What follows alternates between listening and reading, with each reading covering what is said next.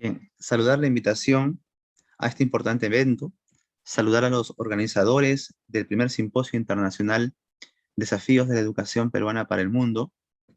El título de mi ponencia es La tutoría y la formación socioemocional en la virtualidad en tiempos de COVID-19. Empecemos con el problema. El problema de la virtualidad como negación de la subjetividad.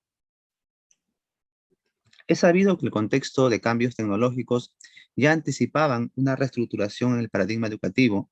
El modelo convencional de enseñanza, en conflicto con la enseñanza virtual de los primeros años de este siglo, fue agudizado con la llegada de la pandemia, llevándonos a un nuevo escenario educativo. Los docentes, en su mayoría, no estaban listos, tampoco aceptaban el cambio de escenario. Pero el objetivo, desde el paradigma de la educación por competencias, se mantiene, pero ahora utilizando diferentes estrategias que la virtualidad nos brinda. Una respuesta a nuestro contexto educativo es pensar la educación como sinónimo de una relación, es decir, bajo la mirada de que sus integrantes, docentes y estudiantes, sean capaces de relacionarse estableciendo una conversación con la experiencia del otro, lo que significa que en la virtualidad el docente, a través del diálogo, pueda reconocer los problemas y las necesidades de los estudiantes. El encuentro con la experiencia del otro también es la posibilidad del encuentro consigo mismo, es decir, la posibilidad de que el docente se escuche a sí mismo, se dé cuenta de que está incompleto, que necesita de nuevas estrategias y nuevas herramientas para que los estudiantes logren las competencias deseadas. Surge la pregunta, ¿o a través de la virtualidad se niega la subjetividad? ¿O es posible establecer una conversación con la experiencia del otro en la virtualidad? Imaginemos una situación. Imaginemos a un docente que imparte sus clases en una plataforma virtual en la que los estudiantes tienen la cámara apagada para que no se pierda la conectividad. El docente experimenta una situación difícil. La mirada del otro, es decir, del estudiante, es opacada por elementos virtuales. El docente experimenta un no estar ante la presencia del otro. Cuando ante el llamado, el otro, el estudiante se invisibiliza fácilmente con un silencio virtual y se produce la sensación inmediata de la soledad virtual del que habla. El estudiante, ante la presencia, que es a la vez la ausencia del cuerpo del profesor, también experimenta un no estar, una exclusión de su ser distinto, de su cuerpo, de todas sus sensibilidades. La relación docente-estudiante que se pierde en una homogeneización de algoritmos, de datos, de contenidos, de imágenes y sonidos, suprimen la relación social, la intimidad, la mirada, la corporalidad, la diferencia. En consecuencia, la caída en el desierto de lo virtual es la exclusión mutua docente-estudiante. Esa misma situación también se experimenta, se presenta en una clase vía WhatsApp. Entonces aparece la pregunta, ¿cómo dejar de experimentar el no estar en una plataforma virtual? Vamos con el segundo punto, la tutoría y el diálogo en la distancia. La película Juno cuenta la historia de una adolescente de 16 años que descubre que está embarazada de su amigo Paul Blecker. Después de hacerse 3 veces la prueba de embarazo, decide contarle a su amiga Lía que está embarazada. En las primeras escenas, Juno le confiesa telefónicamente a su amiga Lía que está embarazada.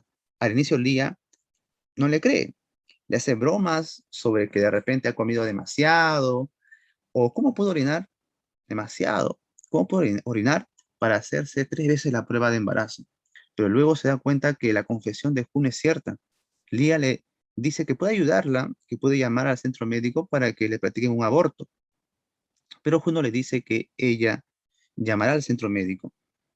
El hecho de descubrir el embarazo la llevará a ser consciente del potencial de su cuerpo y la puerta de ingreso al mundo simbólico del adulto.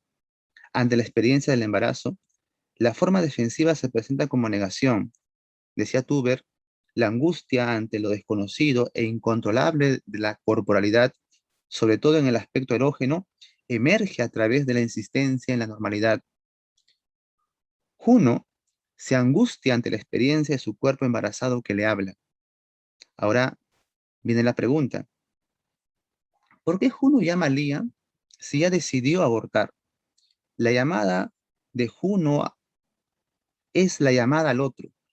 Al inicio, Lía no le cree que está embarazada, pero la exigencia de Juno de ser escuchada, de transformarse en paciente, de transformar a su amiga en una analista, lleva a que Lía reconozca su papel en el diálogo. El llamado al otro se convierte en el reconocimiento de la impotencia de Juno de afrontar el problema sola. La conciencia de sus limitaciones necesita que el otro, la amiga, le devuelva el propio discurso de forma invertida. Juno le cuenta de manera muy suelta que está embarazada. Espera que su amiga se preocupe. La preocupación de su amiga, Lía, lo que le devuelve, construye su narcisismo, construye su identidad. También en la llamada de Juno se presenta la dinámica presencia-ausencia, el juego en la que el objeto aparece y desaparece. La adolescente Juno cuenta que está embarazada, pero no cuenta los detalles del acto sexual. El lenguaje no reproduce el objeto, sino crea y evoca el inconsciente, siempre determinado por el mundo simbólico. Como mencionaba Rubén Serman, es lo simbólico lo que puede cavar un surco en lo real. Les recuerdo que lo real es aquello que no ha podido ser simbolizado, que queda siempre como un resto de lo simbolizado. El hombre es un animal simbólico, pero lo simbólico no es todo. Siempre hay algo que cae fuera de lo simbólico e imaginario. Por ello, en la confesión del embarazo vía telefónica de Juno, Juno oculta que lo que lleva dentro de su cuerpo es un ser vivo, es un ser que tiene un ser vivo. Los estudiantes experimentan una situación similar en el contexto de COVID-19, una realidad que no desean experimentar, estar encerrados en casa, negados de los rituales de la vida social. En la relación estudiante-docente-tutor, mediado por una plataforma virtual, la participación del estudiante en las diferentes actividades es como el llamado de Juno, de que no puede afrontar el problema solo y vacío. El estudiante es consciente de sus limitaciones, de su impotencia. El llamado al docente tutor es la suplencia o remedio de esa impotencia. Y lo que el profesor le devuelve, comentarios de su trabajo, una felicitación por su esfuerzo, construye su narcisismo, su identidad. En la llamada que se produce, la confesión nos convierte en psicoanalistas por un instante. Los estudiantes no solo nos confiesan sus problemas académicos y emocionales vía telefónico a través del chat, sino también en sus evidencias, en sus productos. Como se ha dicho, la confesión se presenta como un juego en la que el objeto aparece y desaparece. Se nos aparece lo que podemos registrar, pero algo del objeto desaparece. Recordemos que la cultura se le impone al estudiante, la cultura le dice cómo tiene que ser, por ello siempre algo se oculta en la confesión, es decir, en sus evidencias, en su evaluación diagnóstica y más, se va creando una narración. En la metáfora del sujeto, Jacques Lacan decía, el gato hace guau guau, el perro hace miau miau, y aquí de qué modo deletrea el niño los poderes del discurso e inaugura el pensamiento. Esto mismo sucede en una clase. Los errores del estudiante es la muestra de algo de su conflicto inconsciente, del sentido que le da las palabras, y cómo de la mentira se desprende alguna verdad, del lapsus, del error, se va descubriendo la forma de verdad del estudiante, su verdad. Si identificamos el lapsus y los errores del estudiante en las evaluaciones, así como en la agresividad expresada en el ciberbullying o bullying virtual que se fundamenta en la constitución de su subjetividad, podemos realizar una intervención tutorial a propósito de las características peculiares de cada estudiante, de cada caso. Asimismo, necesitamos manejar la historia académica del estudiante, también en los informes de tutorías anteriores, realizar entrevistas, el uso del rapport y otros para tener un diagnóstico adecuado y poder realizar una intervención tutorial exitosa. Ahora, vamos con el tercer punto, que es la propuesta, la formación socioemocional a partir del diálogo de experiencias. Hay estudiantes que por los medios virtuales nos comentan sus frustraciones, el enojo de modo directo y sin escalas. Algunos dicen no poder por las vías digitales, otros por la distancia económica, otros no querer estudiar. Hay los que te bloquean. Existen muchas cuestiones que escapan al rol docente, al rol del tutor, que merece un estudio complementario que en esta exposición no voy a abordar. El docente tutor se enfrenta al problema de que en los entornos virtuales la experiencia de la escuela deja de ser emocionalmente positiva para muchos estudiantes. Entonces la pregunta, ¿qué hacer? Lo he venido afirmando, debemos entender la educación como una relación, es decir, establecer una conversación con la experiencia del otro, el diálogo, el diálogo de experiencias entre docente, tutor y estudiante, así como lo afirmaba en una exposición anterior, una ponencia anterior. El comunicar experiencias que inviten a la reflexión de los estudiantes requiere en este contexto no solo adaptarse a plataformas virtuales, sino a reconocer que al otro lado hay un ser distinto, un estudiante con particularidades. Por ello, la apertura al diálogo como etapa inicial es fundamental. El estudiante desea ser escuchado, comunicar sus ideas, impresiones, inquietudes, emociones, rechazo, crítica y sugerencias a través del chat o el micrófono. No debemos negarle esa posibilidad. Asimismo, la confianza, la sinceridad, la veracidad, la empatía son condiciones de posibilidad para un diálogo efectivo, exitoso. Sumándole a estas condiciones las normas que el profesor establece para direccionar una comunicación eficaz y sin sesgos, como la bulla virtual, el irrespeto de las opiniones de los otros, el desorden en la participación, la sesión de clase debe estar acompañada de chispazos de innovación en la comunicación virtual que llame la atención, que motive a pensar, a investigar, a preguntar a sus padres. Estos chispazos que motivan al estudiante pueden ser videos cortos, animaciones que el propio profesor va elaborando, cuentos, sabías qué, hacer voces, monólogos cortos, imágenes, música, direccionado a los contenidos y el sustento argumentativo para no perder los objetivos de la clase. Con estos chispazos de innovación también podemos generar conflicto cognitivo y momentos de retroalimentación. También la participación de los estudiantes debe ser colaborativa a través de herramientas virtuales como los foros, el Jamboard, el Kahoot, el Mentimeter, el Padlet, etc. Como lo hemos mencionado, ante la pregunta, la propuesta de una tutoría basada en el diálogo de experiencias crea un buen clima de aula que surge de la interacción docente-estudiante. Además, esta interacción va configurando las relaciones socioafectivas. Podemos afirmar que sí, a través de la relación con el otro, a través de un diálogo adecuado, a través de la comunicación de experiencias docente-estudiante, se puede establecer una buena relación de clase, una buena relación de aula, ¿m? Y así pues ir configurando las relaciones socioafectivas. Entonces, también podemos afirmar que las dinámicas e interacciones internas del aula son particulares. Claro, cada aula es una microrealidad que responde a las necesidades de cada estudiante y a las características del docente tutor, como también a las dinámicas e interacciones están condicionadas a la forma de organización de un centro educativo. Ahora, uno de los desafíos de enfrentarnos a un ecosistema digital es el de desarrollar competencias asociadas a la tecnología, también a la comunicación y a otras, lo cual significa que el docente debe estar en constante capacitación y autoaprendizaje.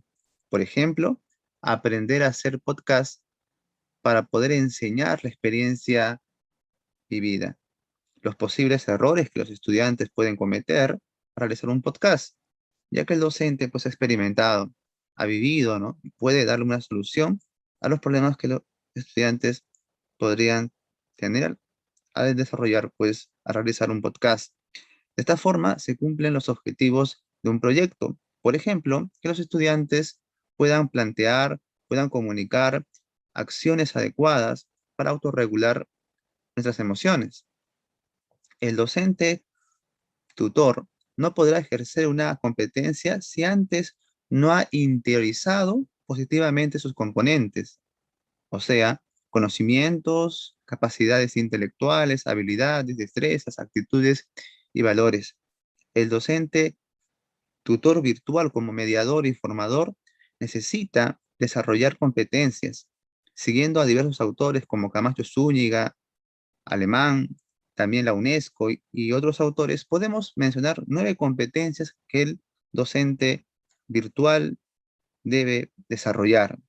La competencia cognitiva, la competencia metacognitiva, la competencia cultural, la competencia comunicativa, la competencia social y ética, competencia de gestión, la competencia tecnológica y relativas a las TIC, competencias investigativa, competencia evaluativa. Estas son fundamentales para poder desarrollarnos en ambientes virtuales y comunicar experiencias y ayudar a los estudiantes a poder formar eh, y autorregular sus emociones. Otro, otro aspecto que tenemos que tener en cuenta, otro aspecto que tenemos como desafío en los entornos virtuales es la participación de los padres. El docente tutor necesita del apoyo de los padres de familia para lograr los objetivos de la tutoría. Por ejemplo, los padres deben reconocer que la escuela ya no es un local o las aulas virtuales solamente, sino la escuela ha ingresado a sus hogares. En ese sentido, desde casa los padres deben fomentar, motivar el estudio, ayudar a los hijos a la realización de las tareas. De este modo, el docente tutor brinda algunas pautas a las familias para acompañar este aprendizaje. Le brinda estas pautas para poder apoyarlos. También pues herramientas que sean prácticas para que puedan apoyar a los estudiantes en casa. El docente tutor debe orientar a los padres para que no piensen que los estudiantes no tienen capacidades o que solo deben terminar la secundaria. Orientarlos y motivarlos para que les den la oportunidad de ser profesionales, de ejercer un oficio que permita pues que alcancen éxito en la vida o que tengan un mejor futuro. Resalto lo que menciona la UNICEF, lo que menciona UNICEF sobre el acompañamiento del proceso de organización para el aprendizaje en casa. El docente debe mostrar empatía en la situación de las familias, haciéndoles sentir que todos estamos aprendiendo algo nuevo y reconociendo cada uno de sus logros por sus pequeños logros para que se sientan motivados a seguir avanzando. Es importante la participación de las familias para poder pues, establecer una tutoría que permita pues, lograr los objetivos de que los estudiantes puedan pues, manejar sus emociones, puedan eh, fomentarse o tener un plan de vida correcto y todo ello. Vamos ahora a las conclusiones. Vamos a las conclusiones. El primer punto que vamos a ver en las conclusiones tiene que ver pues con entender la educación también pues como una investigación. En ese sentido, la educación comparte su objeto de investigación con diversas disciplinas. Las distintas disciplinas de las ciencias sociales tienden a establecer demarcaciones de su territorio en función de determinados estilos de trabajo, esquemas investigativos, metodológicos y conceptuales que les son particulares y que en buena medida regulan la delimitación de sus respectivos acercamientos. Ahora, esta situación puede interpretarse como el debate entre dos miradas epistemológicas, la de las ciencias naturales y de las humanidades. Snow mencionaba lo siguiente: el contraste entre dos mundos. Cada mundo tiene una imagen deformada del otro. De lo que habla Snow es del debate entre las ciencias naturales y las humanidades.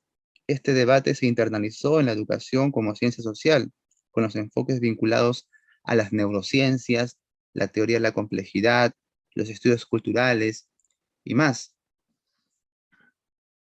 Aunque en mi exposición tomo partido por el análisis psicoanalítico, análisis de la subjetividad, y por eso mi acercamiento a las humanidades, no descarto la posibilidad de que en un futuro se puedan reunificar, ¿sí?, estas disciplinas. O sea, la posibilidad de que en un futuro exista una reunificación de las diferentes posiciones, ¿no?, que han ido pues acercándose a las ciencias naturales y otras a las humanidades.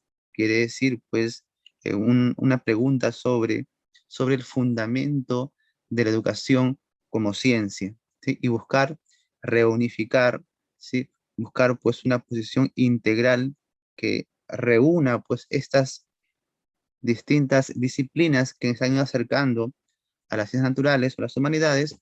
¿Para qué? Para poder, a partir de una definición de educación, poder pues orientar nuestra práctica docente. A través de una concepción más integral, podamos pues orientar nuestra práctica docente. Ahora, otro punto es entender pues que el docente debe convertirse por un momento en psicoanalista. ¿Para qué? Para comprender la subjetividad del estudiante y de esta manera poder establecer estrategias adecuadas, estrategias para poder generar un aprendizaje significativo, como también para poder realizar una intervención tutorial exitosa.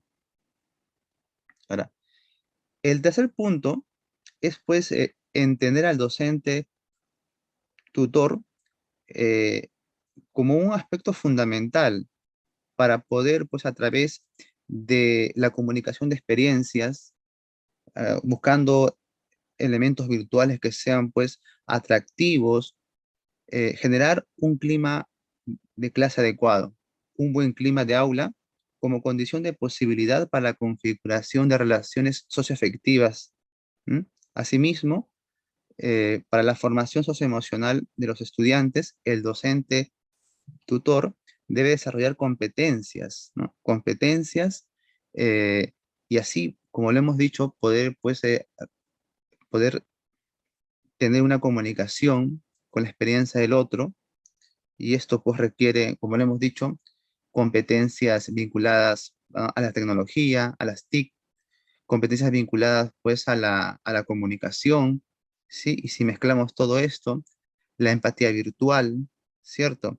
Una comunicación asertiva, ¿sí? Entonces, los elementos virtuales nos pueden permitir poder comunicar experiencias, poder pues lograr aprendizajes significativos, siempre y cuando pues desarrollemos en el proceso, poco a poco. El profesor no es un ser acabado, sino siempre está en proceso y se va adaptando a diferentes circunstancias, a diferentes contextos, y este contexto pues nos exige desarrollar competencias para poder lograr que el estudiante desarrolle, ¿no?, sus competencias. Ahora, el último punto viene a ser la acción tutorial de buscar también el apoyo de la familia, los padres de familia, ya que el hogar es el primer espacio de la formación de valores, conocimientos y el centro de la afectividad de los estudiantes. En consecuencia, toda intervención tutorial debe buscar la participación de los padres de familia. Eso es fundamental. Esas serían entonces las conclusiones de mi ponencia. Muchas gracias.